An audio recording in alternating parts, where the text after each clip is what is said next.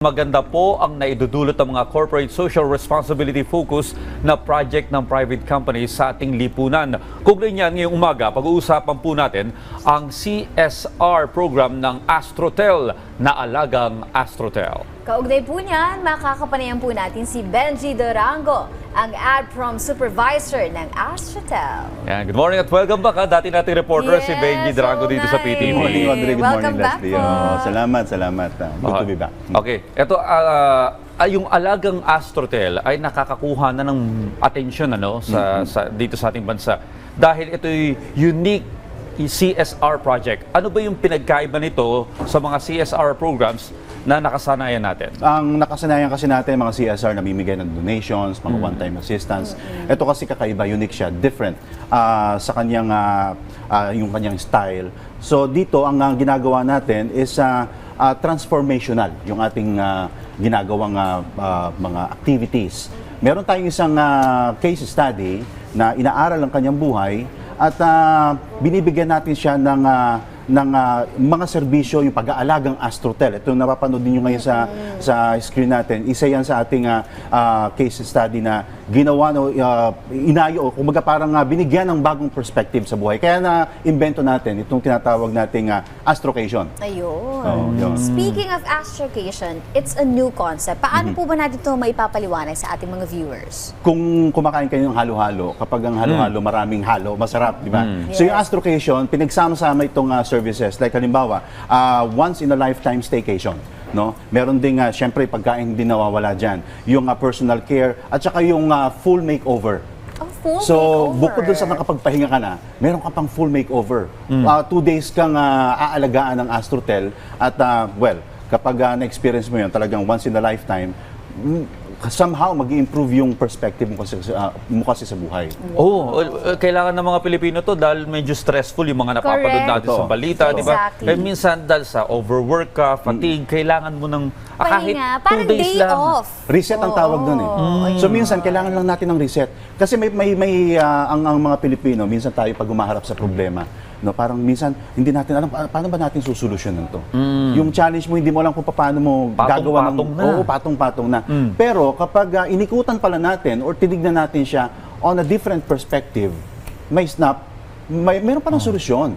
Meron pala tayong magagawa. Ito yung ibinibigay natin sa kanila. New perspective. Beacon of hope ang tawag namin. Okay, parang breather, no? Yeah. Well, bakit ninyo sinasabing hindi ito katulad ng ibang CSR projects? Sabi ko nga kanina, transformational kasi. Kapag na-experience mo ito, magkakaroon ka ng bagong pananaw sa buhay.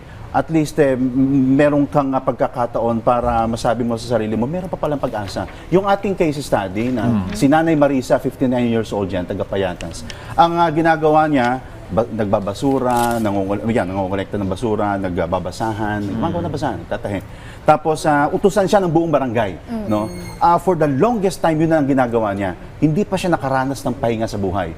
Nung ginawa namin, kasi tapos na namin to i-air natin to by December 24, ang unang pilot episode natin. Nung na-experience niya yung Astrocation, sabi niya, hindi na ako magbabasura. Nagkaroon siya ng panibagong hope, ng pangarap. May idea na bagong sumulpot na mag-i-improve yung kanyang well-being at ang kanyang buhay. Yun ang target Ang ganda natin. kasi nabago niya yung yung outlook niya sa life. At kapag nangyari yon, siyempre ang tao, ang community, kapag nakita ko siya, halimbawa si Audrey, ang laki na ng pinagbago, na-inspire ako sa kanya. So nagkakaroon ngayon ng ripple effect doon sa community. Kakahawa, Isa lang ang binago mo ang buhay, buong community nadala doon sa proyekto.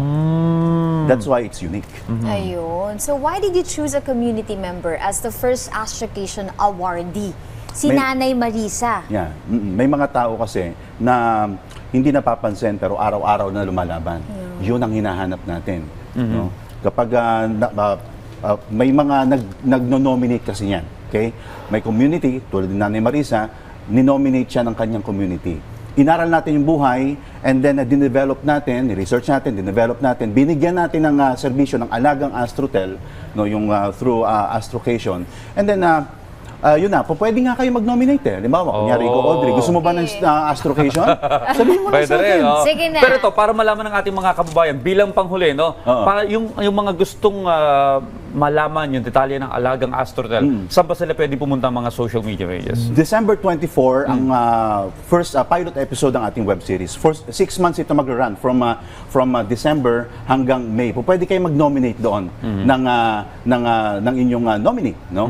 Pwede kayo mag-post doon sa comment section itong Ano yung social media page niya? Ang ating page is Astrotel. Yan ang official Facebook page. Yung hanapin nyo lamang po, may logo ng Astrotel yon. Audrey, gusto ko lang pasalamatan kasi ito kasi ay parang movement siya. So hindi lamang ito effort ng Astrotel, effort ito ng iba't iba pang mga brand. Gusto ko lang pasalamatan ang Cat Encarnacion dahil sumakay sila rito eh. Ibig sabihin, tumulong sila doon sa tao. Ang Cat Encarnacion, ang Sandria Lee Salon, maging ang NISA Facial Center. Wow. Sila naman yung nag-asikaso doon sa ating Si case Selena study. sa makeover part. Yes, ma'am. Wow. Uy, maraming Try nga maraming natin yan salamat. minsan. Uy, Panoorin parang ninyo gusto ko December yan. 24. Yes, isa yan sa Ang mga mga dapat upload. abangan natin mga ka-RSP. No? Thank you so much po, Benji and sa Astrotel for sharing your projects with us dito sa Rise and Shine Pilipinas. Thank you, Les. Thank you. Maraming salamat, Benji. Thank you. Salamat.